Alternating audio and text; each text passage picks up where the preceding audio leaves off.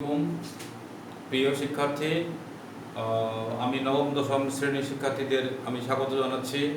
আজ আমি নবম দশম শ্রেণীর উচ্চতর গণিতের অধ্যায় 1 এর 1.2 থেকে একটি সৃজনশীল প্রশ্ন আলোচনা করছি। তোমরা আলোচনাটি ভালোভাবে দেখো। এখান থেকে আমরা জানতে পারবো একক ফাংশন কীভাবে নির্ণয় করা যায়, বিপরীত ফাংশন কীভাবে নির্ণয় করা যায় এবং ডোমেন কীভাবে নির্ণয় করা যায়। ডোমেন কীভাবে নির্ণয় করা যায়, একক ফাংশন কীভাবে নির্ণয় করা যায়, আর বিপরীত ফাংশন থেকে ওই ফাংশনটির নির্ধারিত মান কীভাবে বের করা যায়, আমরা এই বিষয় নিয়ে আজকে আলোচনা করব। চলে যাই আমরা আলোচনায়। দেখি আজকে আলোচনায় কি 1 নম্বর প্রশ্ন অর্থাৎ ক নম্বর প্রশ্নে কি আলোচনা আছে। দেওয়া আছে function of x equal √2 - 4x। এখান থেকে এই ফাংশনটির ডোমেন বের করতে হবে। তাহলে এটা ডোমেন বের করার শর্ত আমরা 2-3 ধরনের। যদি বাস্তব সংখ্যা হয় সেক্ষেত্রে ডোমেন এক ধরনের মান পাবো, আর যদি এরকম বর্গমূল দেওয়া থাকে সেক্ষেত্রে এরকম বর্গমূলের ক্ষেত্রে আমরা শর্ত পাবো একরকম। আবার যদি ভগ্নাংশ দেওয়া থাকে সেক্ষেত্রে কিভাবে ডোমেন বের করা যায়, এই 3 ধরনের শর্ত দিয়ে আমরা ডোমেন বের করা শিখব। তা আজকে বর্গমূলের মাধ্যম দিয়ে কীভাবে ডোমেন নির্ণয় করা যায় সেই শর্তটা আমরা শিখব। ঠিক আছে, তোমরা ভালোভাবে দেখো। আমরা লক্ষ্য করি function of x equal √2 - 4x সদস্য আর হবে যদি এবং কেবল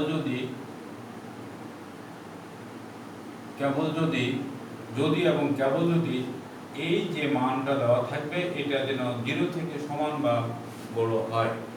0 থেকে >0 এটা যেন এটা একটা প্রদত্ত ডোমেন নির্ণয়ের একটি শর্ত। এই শর্তটা আমাদেরকে মেনে চলতে হবে। এখান থেকে আমরা x এর মান বের করি, সেটাই ডোমেন হবে। দেখো বন্ধুরা কিভাবে বের করি। ইকুয়াল উভয় দিকে যদি বর্গমূল করা হয় ইকুয়াল 0 বর্গ করে উভয় দিকে বর্গ করি, তো বর্গ করলে রুট কেটে যাবে -4x > 0 বা -4x। এখান থেকে 2 - 4x > 2 উভয় দিকে -2 দিয়ে এই -2টাকে আউট করে দেওয়ার জন্য -4x > 2 উভয় দিকে মাইনাস আউট হলে মানে দ্বারা ভাগ করলে 2 পাবো, বা 4x > 2 বা x > 2/4 বা x > 1/2। এই তো ডোমেন পাওয়া হলো। অতএব domain equal x such that x সদস্য r এবং x > ½ এটাই ফাংশনটার ডোমেন। আমরা যদি বর্গমূল দেওয়া থাকে তাহলে আমরা এই পদ্ধতিতে সেই বর্গমূলের শর্তটা এরকম যে 0 থেকে এটা বড় বা সমান হবে। সেক্ষেত্রে আমরা ডোমেন পেলাম যে x > ½ এটা ফাংশনটার ডোমেন। তাহলে আমরা ডোমেন বের করার একটা পদ্ধতি শিখলাম। এটা মনে রাখবো। এই ধরনের আকৃতির যতগুলো সমীকরণের ডোমেন বের করতে বলবে আমরা এইভাবে ডোমেনগুলো বের করব বন্ধুরা। ঠিক আছে, এরপরে আমরা প্রথম প্রশ্নের শেষ দ্বিতীয় প্রশ্নে বলছে ফাংশনটি একক কি না নির্ধারণ করো। এই একক ফাংশন নির্ধারণ করার জন্য আমরা একটা শর্ত আরোপ করেছিলাম। এই শর্তটা হলো এটা +-c। এখানে n যদি জোড় হয় তাহলে n যদি জোড় সংখ্যা হয়, n জোড় সংখ্যা হলে 1 1 নয়, 1 1 নয়। n বিজোড় সংখ্যা হলে 1 1 ফাংশন হবে। তাহলে আমরা এই শর্তটা যদি মনে রাখি তাহলে আমরা অঙ্ক দেখলেই বুঝতে পারবো এই x এর পাওয়ার কত আছে। এখানে পাওয়ার যেহেতু 1 আছে বিজোড় সংখ্যা, তাহলে ফাংশনটাতে 1 1 ফাংশন আছে।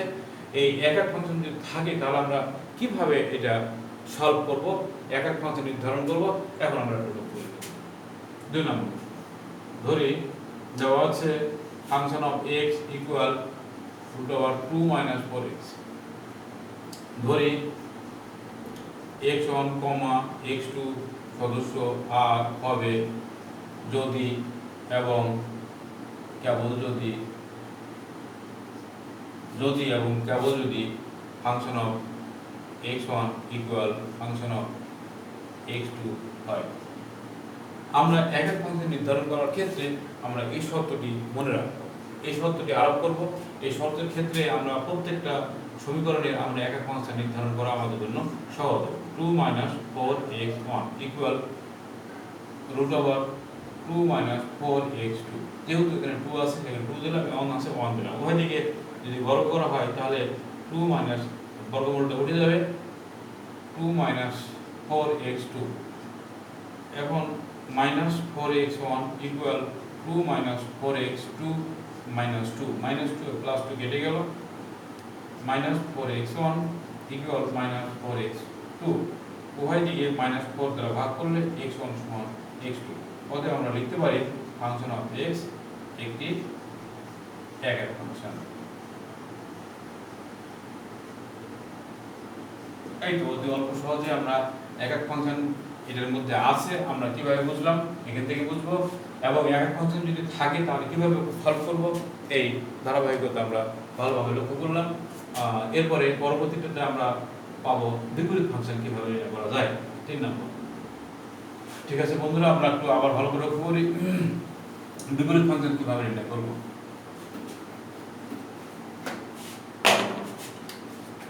3 নম্বর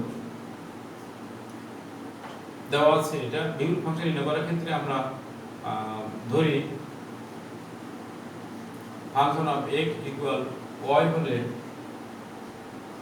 বিপরীত ফাংশন y ইকুয়াল x হবে। এটা আমাদের ধরে নিতে হবে। যদি ধরে নেই তাহলে আমরা এখানে পেলাম ফাংশন অফ x সমান দেওয়া আছে √2 - 4x। এই ক্ষেত্রে এখানে x এর ফাংশন অফ x এর মান y ইকুয়াল √2 - 4x।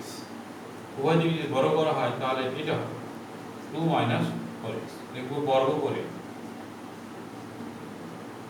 এখান থেকে 4x x এর মান বের করব 2 - y² বা x equal 2 - y² by 4। x এর মানটা হলো বিপরীত function y equal 2 - y² by 4। এদের বিপরীত ফাংশন এখন চলক পরিবর্তন যদি করে দেই তাহলে কি হবে, বিপরীত function x equal 2 - x² by 4।